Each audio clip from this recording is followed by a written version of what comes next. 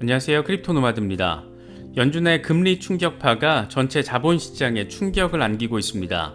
이런 소식들 보고 있자니 괜히 하루 종일 기분 나쁜 감정이 드는 것은 또 어쩔 수 없는 것 같습니다. 연준의 금리 충격파로 아시아 증시는 모두 일제히 하락세를 겪었습니다. 코스피는 0.63% 하락 마감했고 일본 니케이 역시 0.58% 하락했습니다. 중국 상하이 종합지수가 0.26% 수준으로 하락했고 항생지수는 2% 가까이 빠졌습니다. 홍콩 상황이 참 남일 같지 않은 게 연준의 금리 인상 이후에 0.75%포인트를 올리면서 기준금리를 3.5%로 만들어버렸습니다. 이 같은 상황에서 그래도 비트코인은 나름 선방하는 모습도 보여주고 있습니다. 장중 19,000달러를 회복하는 모습까지 보였는데 이게 또 전문 트레이더들 사이에서는 숏치기 좋은 자리다 이따위 분석들이 나오면서 지켜보는 개미 심장 벌렁이게 만들고 있습니다. 이런 어려운 상황들이 자리하기 때문에 리플 XRP의 선전이 더 반갑게 느껴지는지도 모르겠습니다. 0.42달러, 원화로는 모처럼 600원 돌파를 이뤄내면서 뭔가 확실히 추세 반전 양상을 보이고 있습니다. 이 같은 상황에서 브래드 갈링하우스 CEO가 메인넷 2022 컨퍼런스에 참석해서 리플 소송 종료 시점은 11월 약식재판 종료 이후에 빠르면 2달, 늦으면 9달 뒤가 될 수 있다. 이렇게 말했습니다. 상황은 정말 아주 재밌게 흘러가고 있는 것 같습니다. 국내외에서는 바이낸스와 관련된 소식들이 잔뜩 전해진 하루이기도 했습니다. 바이낸스가 루마니아의 사무실 개소 준비 소식을 밝히면서 동유럽 확장 전략을 공표했고 바이낸스 페이는 바레인에서 암호화폐 결제 서비스를 제공하기로 하면서 중동 지역 확장 노력의 결실이 하나둘 이렇게 현실화되고 있습니다. 그런데 우리나라 금융위원회가 부산시가 바이낸스와 후오비 등과 이 가상자산 거래소 설립을 추진하는 것을 놓고 정부가 불량 업체와 공동 사업을 한다 이렇게 개소리를 하면서 반대 입장을 밝혔습니다. 이건 정말 이 전형적인 관료주의의 탁상행정 그런 수준, 좀 더 노골적으로 표현을 하자면 머저리 꼴통잔치를 벌이려는 게 아닐까 싶은 진짜 너무 한심해서 말도 안 나오는 그런 상황을 지금 보여주고 있는 것 같습니다. 여러 가지 소식들이 전해지고 있습니다. 걱정스러운 부분도 분명히 존재하지만 기대가 되는 부분도 포착되고 있는 만큼 여러 소식들 잘 참고하시면서 면밀하게 시장 대응하실 수 있으면 좋겠습니다.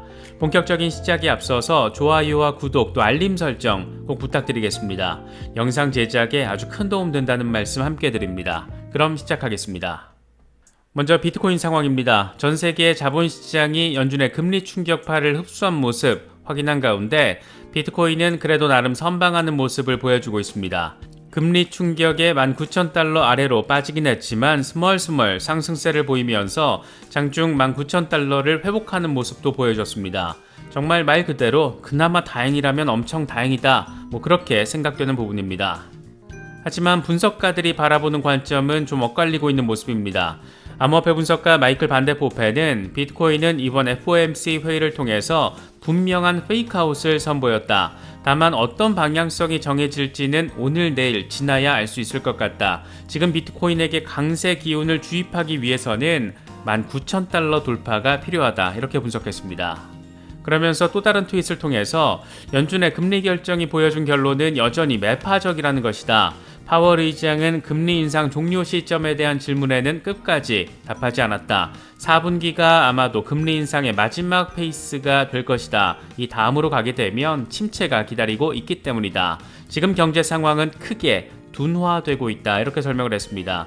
정확한 의도를 명확하게 드러내진 않았지만 지금까지의 분석을 고려해 본다라면 비트코인이 반등세를 보이더라도 이 거시경제 환경으로 인해서 어느 정도 제약받을 수도 있다. 이런 말로 개인적으로는 받아들였습니다. 또 다른 익명의 분석가 프라핏 블루의 경우에는 비트코인은 무척 중요한 지지라인을 붙잡는 데 실패했다. 나는 다음 목표 지점으로 16,000달러와 10,000달러를 바라보고 있다. 이렇게 다소 험악한 분석을 제시했습니다. 16,000달러에서 지지를 못 받고 빠지면 10,000달러까지 후퇴할 수도 있다는 건데 상황이 이래서 그런지 전문적인 선물거래 트레이더들 사이에서는 18,900달러 부근이 숏치기 좋은 구간이다. 이런 말들도 나오고 있습니다. 시장이 어려울 때 공매도를 쳐서 리스크 해지를 하는 것이 나름의 투자 전략일 수는 있지만 이 현물 투자하는 입장에서 이 숏쟁이들이 미운 건 또 어쩔 수 없는 것 같습니다. 연준의 금리 충격은 전 세계 자본시장을 뒤흔들고 있습니다. 일단 아시아 증시가 일제히 급락하면서 금리 충격 고스란히 흡수했는데 홍콩 항생지수는 장중 한때 2% 넘게 급락하다가 1.88% 하락세를 확인하며 장을 마쳤습니다. 사실 지금 홍콩도 코로나 충격으로 인해서 경제 상황이 좋지 않습니다. 그러니까 금리를 큰 폭으로 마음 놓고 올릴 수 있는 그런 상황이 절대 아니라는 겁니다. 하지만 미국 달러와 페그제로 묶여 있다 보니까 어쩔 수 없이 금리 인상을 단행할 수밖에 없는 그런 상황이기도 했는데 진짜 연준 금리 인상 직후에 0.75%포인트 인상을 단행하면서 기준금리를 3.5%로 만들어버렸습니다. 상황이 참 어렵게 흘러가고 있습니다. 이게 또 남의 나라 상황만 또 아닌 게 우리나라 금융당국도 골머리를 썩혀야 하는 상황은 마찬가지이기 때문입니다. 일단 이번 연준의 금리 인상으로 인해서 한미 금리 역전이 다시 발생하게 됐고 미국이 연말까지 1.25%포인트 추가 인상을 할 가능성이 아주 높기 때문에 한국은행 역시 가만히 멍 때리고 당할 수만은 없는 그런 상황이기도 합니다. 아마도 한국은행은 10월 12일로 예정된 금통위에서 0.5%포인트 빅스텝 인상을 단행할 가능성이 높고 11월에 추가로 0.25%포인트를 인상한다라고 해도 연말 최종금리가 3.25% 수준이어서 그래도 미국에 비해서 1.25%포인트 낮은 수준입니다. 이게 진짜 지금 간단치 않은 상황인 게 한미 금리 역전이 발생하면 통상 외국 투자 자금, 특히 미국 달러가 해외로 빠져나가는 자본 유출 현상으로 이어질 가능성이 상대적으로 높기 때문입니다. 자본 유출이 무조건 발생하는 건 아니지만 미국의 긴축에 우크라이나 전쟁에 중국의 경기 둔화까지 이렇게 싹 다 지금 겹쳐있는 상황이라서 자본 유출 가능성은 상대적으로 높다라고 할 수 있습니다. 이럴 경우에 원화 가치가 더 떨어질 수밖에 없고 다시 말해서 환율이 더 올라가게 되고 수입 물품 가격이 올라가면 당장 우리 같은 서민들이 물가 폭탄을 감당을 해야 합니다. 지금 상황도 솔직히 되게 거지 같은데 더 거지 같은 상황이 우리의 일상 속으로 들어와서 내가 직접 몸빵을 해야 된다 이렇게 되는 겁니다. 이런 상황들이 있어서 그런지 비트코인과 더불어서 특히나 리플, XRP의 선전이 더 눈에 띄는 것은 어쩔 수 없는 것 같습니다. XRP는 최근 일주일 동안 25% 수준의 상승세를 보였고 24시간 동안 7% 수준의 반등을 확인했습니다. 비트코인이 24시간 동안 1% 미만의 상승세를 보여준 것과 비교하면 연준의 금리 충격과 상관없이 지금 XRP는 내 갈 길 갈란다 이런 모습 보이고 있다라고도 바라볼 수가 있습니다. 이런 상황에서 메사리가 주최하는 메인넷 2022 컨퍼런스에 브래드 갈링하우스 리플 CEO가 참석했는데 그는 연사로 나서서 아주 재미진 멘트를 제시했습니다. 이런저런 얘기들을 했는데 가장 눈에 띄는 지점은 소송과 관련된 부분일 수밖에 없습니다. 그는 11월 중순까지 우리는 약식재판 브리핑을 완전하게 법원에서 마무리 지을 것이다 이렇게 말했는데 언제쯤 소송 최종 판결이 나올 것 같냐 이런 질문에 대해서 그건 우리도 모른다. 그건 2달이 될 수도 있고 6개월에서 8개월 뒤가 될 수도 있고 9개월 뒤가 될 수도 있다 이렇게 답했습니다. 이걸 지금 소송 타임테이블에 대입을 시켜보면 11월 15일에 약식재판 브리핑이 모두 종료가 되는데 이걸 기준으로 놓고 보면 빠르면 1월 15일, 아주 늦으면 내년 8월 15일이 된다. 이때 소송 최종 결론이 나온다. 이런 계산이 나옵니다. 물론 이건 기계적인 산술이고 이번 사건 주심인 아날리사 토레스 판사의 최근 약식재판 진행 결과들을 보면 브리핑 종료 이후에 통상 석 달에서 넉 달 뒤에 최종 판결을 내린 경우가 많았다더라. 그래서 시장에서는 늦어도 내년 3월쯤에는 소송 결과가 나오지 않겠느냐라고 바라보는 경우가 많다라더라. 이런 얘기들, 지금 이런 전망들이 상대적으로 우세한 모습입니다. 앞선 영상에서 짚어봤지만 지속적으로 리플 측의 우호적인 상황이 지금 이 소송 과정에서 조성이 되다 보니까 우리의 기분도 시세 상황도 함께 들뜨는 것 같습니다. 하루 종일 국내외에서 바이낸스와 관련된 뉴스들이 잇따랐습니다. 해외 소식은 모두 바이낸스의 확장성과 이에 대한 결실에 대한 것이었는데 먼저 전해진 것은 바이낸스 페이가 바레인에 이 암호화폐 결제 서비스를 제공한다라는 소식입니다. 바이낸스의 계열사인 바이낸스 페이가 암호화폐 결제 서비스를 제공하기 위해서 이지페이와 파트너십을 체결했는데 바레인에서 암호화폐 결제 서비스가 도입되는 것은 이번이 처음입니다. 중동을 거점 지역으로 삼고 중동의 러브콜을 받으면서 전폭적인 확장을 이뤄가고 있는 바이낸스의 상황을 지금 현재 상황을 가늠해 볼 수 있는 그런 소식이 아닐까 생각됩니다. 이번 바레인 결제 서비스 출시 관련 소식이 중동 지역 확장의 일환이라면 루마니아에서 사무실 개소를 준비하고 있다, 이런 소식은 동유럽을 타겟팅하려는 의지로 해석할 수가 있습니다. 비트코인닷컴은 이 같은 바이낸스의 움직임은 바이낸스가 동유럽에서 더 많은 영업 활동을 벌이기 위한 계획의 일부라고 할 수 있다. 바이낸스는 오는 10월부터 루마니아어도 앱에서 지원할 예정이다. 자오창펑 CEO는 루마니아 고위 공무원들을 만나서 암호화폐 업계에 대한 미래를 설명하고 바이낸스의 사업 진출 방향 등도 설명했다, 이렇게 보도를 했습니다.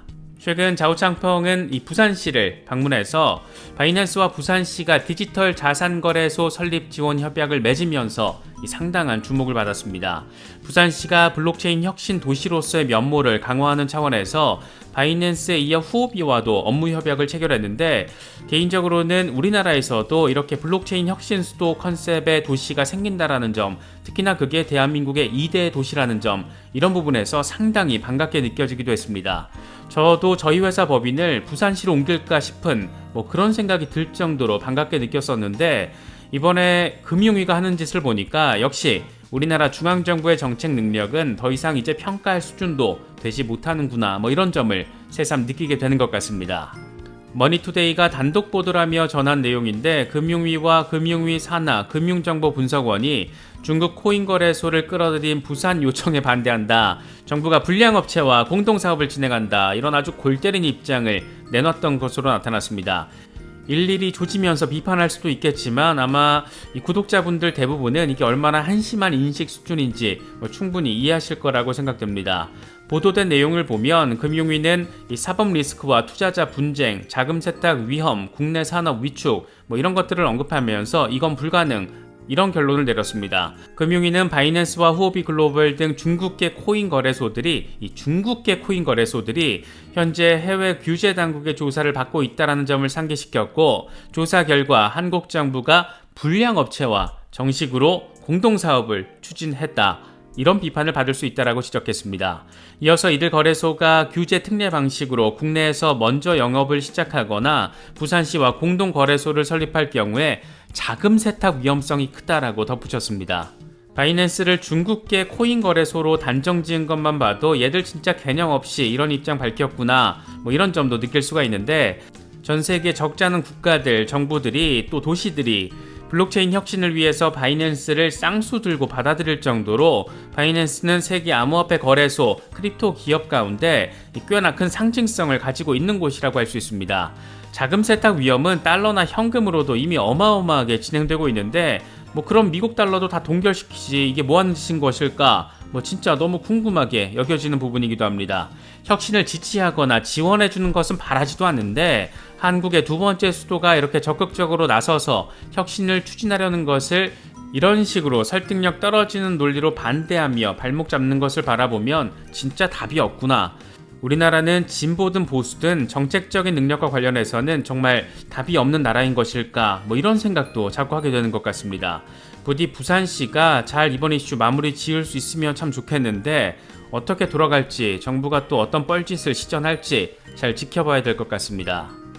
우려되는 부분도 있고 기대가 되는 부분도 있습니다. 여러 소식들 잘 참고하시면서 시장 흐름 잘 체크하실 수 있으면 좋겠습니다. 이번에 준비한 영상은 여기까지입니다. 영상이 도움이 되셨다면 좋아요와 구독 또 알림 설정 꼭 부탁드리겠습니다. 영상 제작에 아주 큰 도움 된다는 말씀 함께 드립니다. 언제나 성투하시기를 기원하겠습니다. 시청해주셔서 감사합니다. 지금까지 크립토 노마드였습니다.